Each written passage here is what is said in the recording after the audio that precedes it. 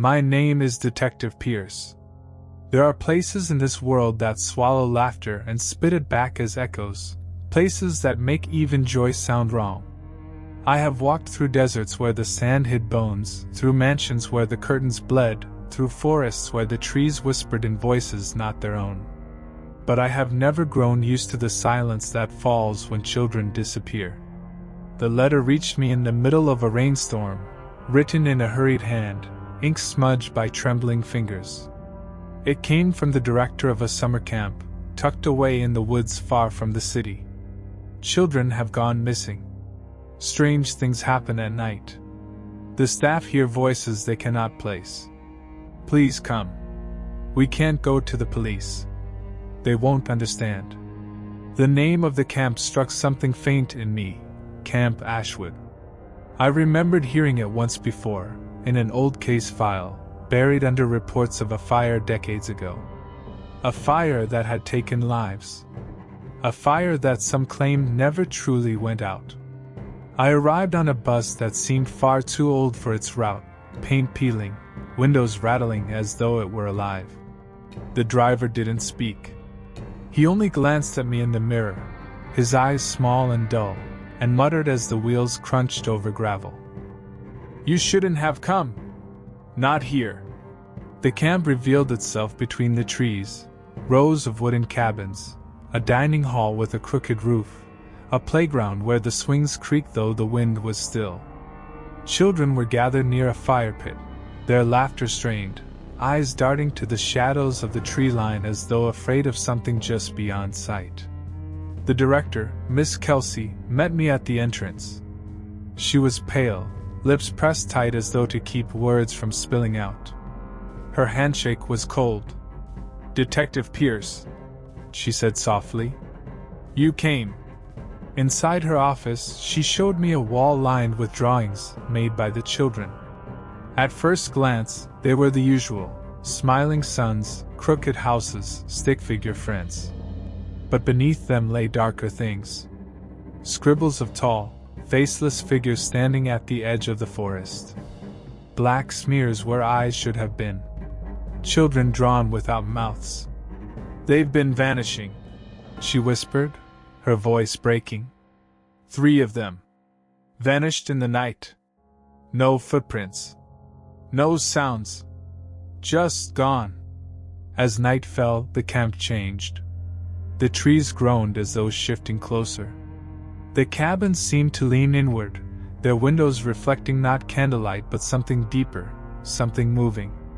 The children huddled together, too afraid to sleep. Somewhere in the distance, I heard it, the faint sound of singing. A lullaby. Too soft to be from any throat I trusted. The counselors insisted the song wasn't real, that no one was singing. But the children drew it, the notes twisting in the air like black ribbons, pulling them toward the forest. Later, as the fire burned low and shadows grew long, one of the cabin doors slammed open. A boy stood there, eyes wide, pointing at the trees. They're calling us, he whispered. They're already here. And from the forest came the sound of laughter. High-pitched. Childlike. But wrong. Very wrong. The fire at the camp sputtered, throwing sparks into the night, as though it too wanted to flee. The children drew closer together, while the counselors argued in low, shaking voices. I stood, my eyes fixed on the tree-line, where the laughter had come from. It was gone now, swallowed by the silence, but I knew better. Silence only hides what waits. I told Miss Kelsey to keep the children in the main hall, away from the cabins, away from the trees. She nodded, though her face betrayed a deeper fear, one that told me she already knew such precautions wouldn't matter. I walked the campgrounds alone. My lantern cut narrow lines through the dark, painting the cabins in sickly amber. Each door creaked in the wind, each window reflected not only me but fleeting shapes behind my shoulder. The swings moved on their own, their chains whining, though the night was still. Near the forest, I found something. A shoe, small, torn, wet with mud. No footprints led away from it. Only a patch of grass pressed down, as though something heavy had lingered. I touched the earth. Cold. Too cold. Inside one of the cabins, drawings covered the walls. Not on paper, on the wood itself. Children's hands had scrawled them in crayon, desperate, manic strokes. Circles, eyes, tall black shapes with arms stretching to the ground. One phrase repeated again and again, scratched into the wood in a trembling hand. "Don't go to the lake." The lake. I found it at the edge of the woods, a sheet of still water reflecting the moon like a shard of glass. But the reflection was wrong. The sky above was clear, but in the water I saw clouds twisting, shapes moving beneath the surface. Something brushed against the shore, long, pale fingers slipping back into the dark before I could reach them. Behind me, the lullaby returned. Closer now. Sweet, soft, dripping with malice. I turned, and there was a figure at the tree lean. A child, no older than 10, their face hidden in shadow. They raised a hand beckoning me. "Come play with us, mister." Their voice was not a child's. Too deep. Too hollow. I took a step forward, but the earth beneath me groaned, as if warning me. And then I saw, just behind the child's shoulder, dozens of faces in the dark. Children. Eyes blank, mouths open in silent screams, bodies half swallowed by the trees. The figure tilted its head, waiting. The lake rippled behind me. The trees leaned forward. The camp was no longer just a camp. It was a trap, built over something far older, far hungrier. And somewhere deep in the night I knew, this wasn't just about missing children. This was about something that wanted more. Something that wanted all of them. The forest had grown restless. Branches creaked though there was no wind. The trees seemed to lean closer with every breath, as if eager to listen to what came next. The figure of the child still stood at the edge of the clearing, waiting, its shadow stretched too far, too thin, stretching across the ground like a crack in reality. I raised my lantern higher. The light wavered, dimming as though some unseen hand pinched its flame. For the briefest moment, the child's face was revealed. It wasn't flesh. It wasn't even bone. It was a mask, porcelain, cracked, with hollow black eyes. Behind it, darkness pulsed like a second skin. The thing tilted its head again and whispered, "Don't make me ask twice, detective." The voice came from the lake this time, bubbling up from the water's surface, echoing as if spoken by 100 mouths at once. The calm sheet of water rippled outward, and beneath it, I saw shapes, dozens of pale forms drifting just under the surface. Children. Lifeless, yet not dead. Their eyes moved. Their lips mouthed words I couldn't hear. The crayon warnings inside the cabins thundered in my head, "Don't go to the lake." I took a step back, but the forest didn't let me leave. Roots slithered out of the ground, thick as ropes, curling around my boots. The trees groaned, closing in like prison bars. The laughter returned, multiplied, now coming from every direction, high and low, inhuman, shrill like rusted hinges. And then the camp itself woke. The cabins shuddered, their windows rattling, doors banging open as if something inside wanted out. The swings rocked violently, chains snapping.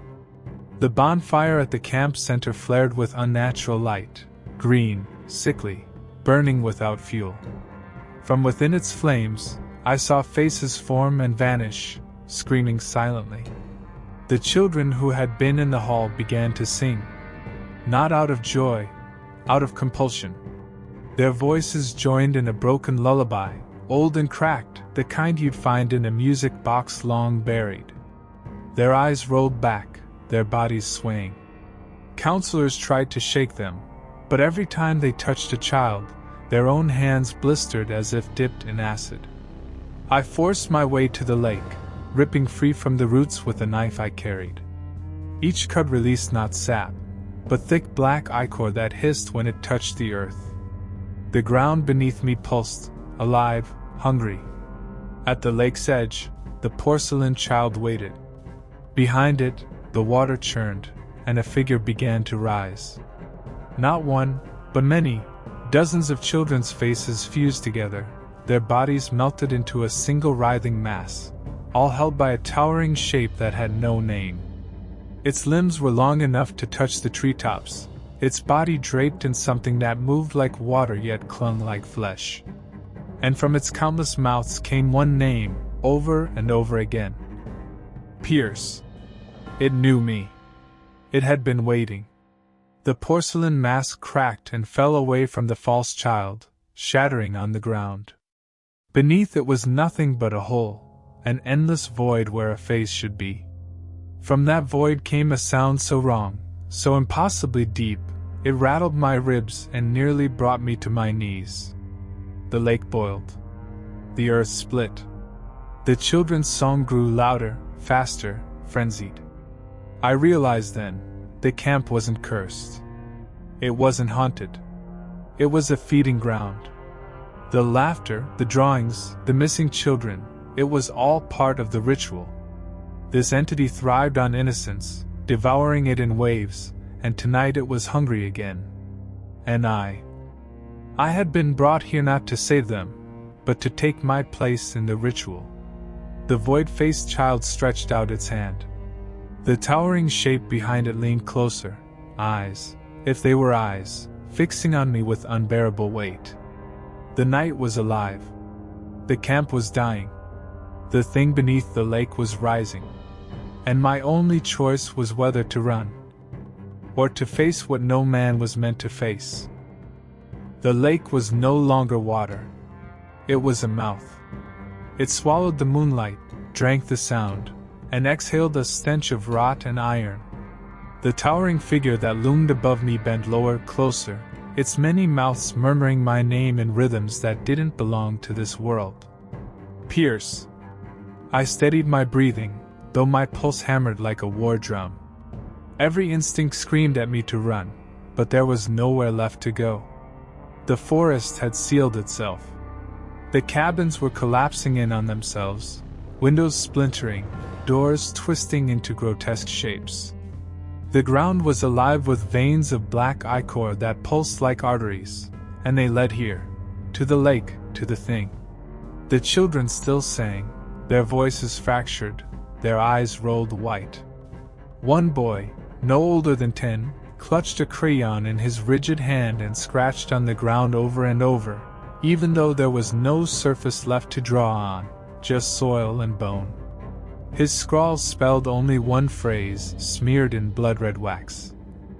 Stop the mask. I turned toward the shattered porcelain at the child's feet. The broken mask still twitched, as though alive, its shards pulsing with faint, white light. And then I understood. The mask wasn't a disguise. It was a vessel. A key. The void-faced child reached for me again, closer this time, its thin fingers trembling like puppet strings. I didn't retreat. Instead, I lunged forward and grabbed one of the shards of the broken mask. The world convulsed. The voices shrieked in unison, the towering creature reeling back as if struck. The ground shook, the lake frothing violently. The void child let out a scream so piercing it cracked the trees around us, their bark exploding into splinters. My lantern went out, leaving only the unnatural green light of the campfire. But I didn't stop. I pressed the shard into my palm, letting the jagged edge slice deep. Blood ran freely, spilling down onto the porcelain piece. It drank it like a thirsty animal, glowing brighter, vibrating in my hand. The song of the children stuttered, broke, faltered. Some collapsed, gasping as if waking from a nightmare. Others screamed as shadows peeled themselves off their bodies, writhing in agony before being sucked toward the lake. The towering creature roared, not with one mouth but with all of them, a cacophony that threatened to shatter my mind. The air rippled, heavy, oppressive, bending light itself. Its form began to unravel. Too many limbs twisting, faces melting, voices overlapping in a chorus of hunger. I pressed the shard against the void child's chest. The mask screamed. The entity shrieked. The shard drove deeper, sinking into nothingness, tearing through the hollow form like a knife through fog. The child convulsed, its shape flickering, breaking apart into tendrils of darkness. The tower howled, its body collapsing inward as if the ritual had been reversed. The lake imploded.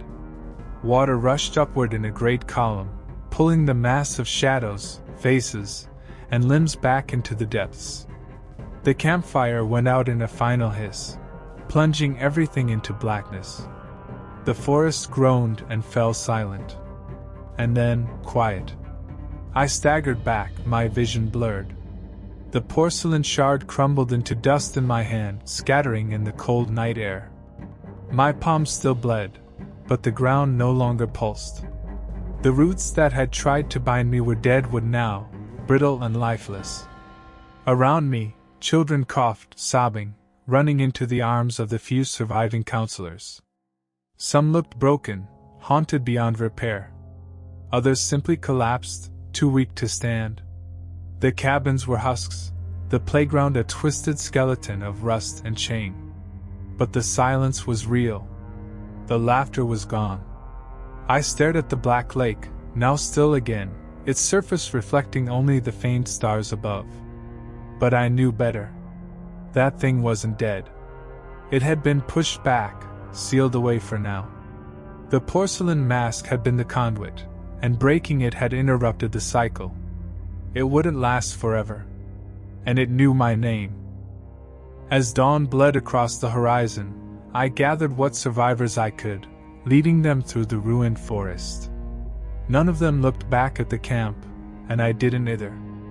I could feel the weight of unseen eyes on me, lurking beneath the still waters, waiting. When I reached the road, an abandoned bus sat rusting, its windows shattered. The perfect metaphor, I thought. Childhood abandoned, innocence broken, just another carcass of what was meant to be safe. I lit a cigarette with shaking hands, the taste bitter in my mouth. Another case closed. Another horror survived. But the whisper in my ear, faint and sharp as glass, reminded me of the truth. "Pierce, we'll see you soon."